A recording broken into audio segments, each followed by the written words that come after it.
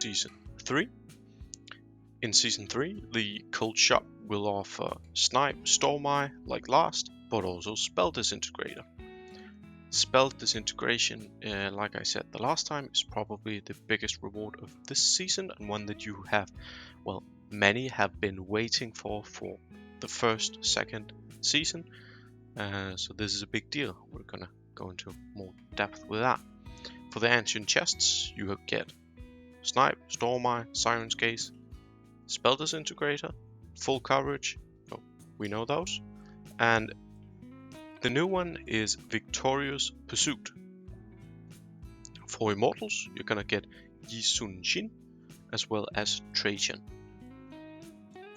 For the tower, these new tower knowledge skills, like I said, Spell Disintegrator is the biggest reward of SvS, this SvS Season 3, and maybe the biggest reward you are going to get throughout the first 3 seasons. If you are running a fire team, this is insane. Any mage team, you can also be running Shadow, or you can be doing stuff with Hammurabi, who you unlock now as well. You want Spell Disintegrator there. It is an absolute massive skill, and one that anyone reliant on magic damage needs to unlock ASAP. In addition to that one, the other new skill was Victorious Pursuit.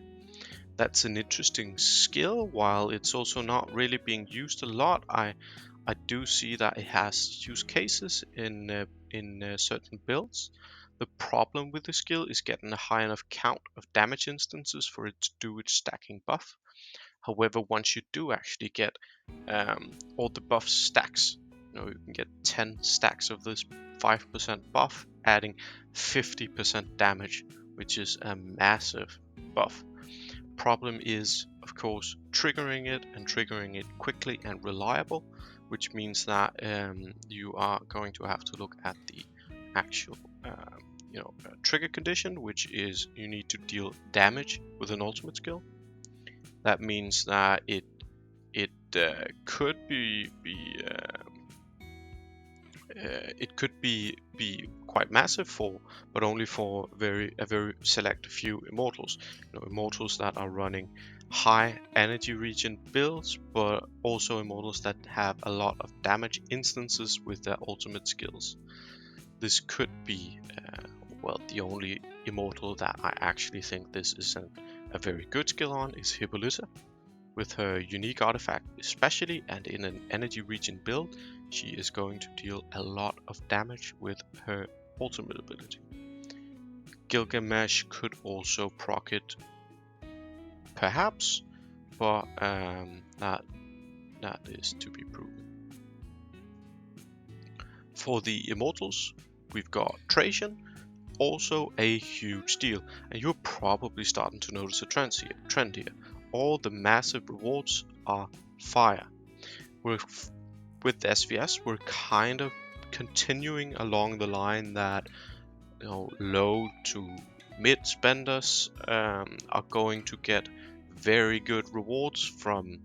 Before it was the contention of relics, where you unlocked, that was actually entirely free to play, but you unlocked all the powerful fire models.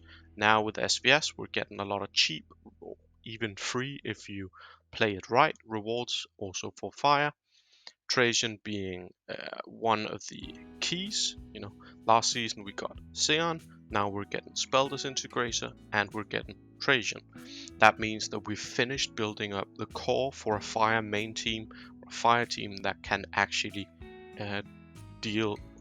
it can actually kill the biggest whales. If you are not a giant whale yourself, I encourage anyone to run these types of fire builds. Trajan's power comes from the fact that his ultimate is stackable, so you should notice that. You're quickly going to get stacks on your fire immortals, basically because you're running crit builds either way, and you have native high crit and a fire dragon that helps you out, so you are getting a lot of stacks for massive crit and crit damage. Yi Sun-jin, like with previous seasons, a mediocre to not very powerful immortal.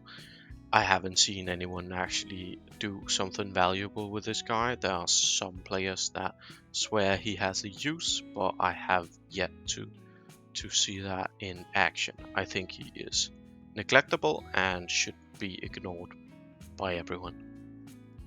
For the King of the Hill progression, you are getting your last unlock.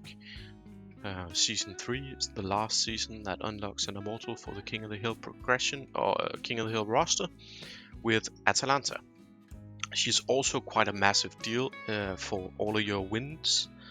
If you're a wind main, then this finishes up a strong setup where you actually rely on physical damage, which is, in my opinion, slightly better than the Baldwin build. So now you can actually do Kin Atalanta, King Arthur. Later you want to run Toyotomi, but you're gonna get him in a later season, as well as Hannibal Barca, of course. This is a powerful setup for wind. It's not entirely finished since you do need Toyotomi, but this build will perform quite well. So you can now in season 3 you can actually rely on a wind main. That concludes the first 3 seasons of SvS, Legion of Frostborne. As always, please do subscribe to the channel. I consistently release new content here on the IK channel and on the official IK Wiki website. Links are in the description. On these channels you can find guides from everything in IK, from events to talents, passives, finished builds and game mechanics. With that, I'm gonna leave you, and as always, thank you for watching and see you for the next one.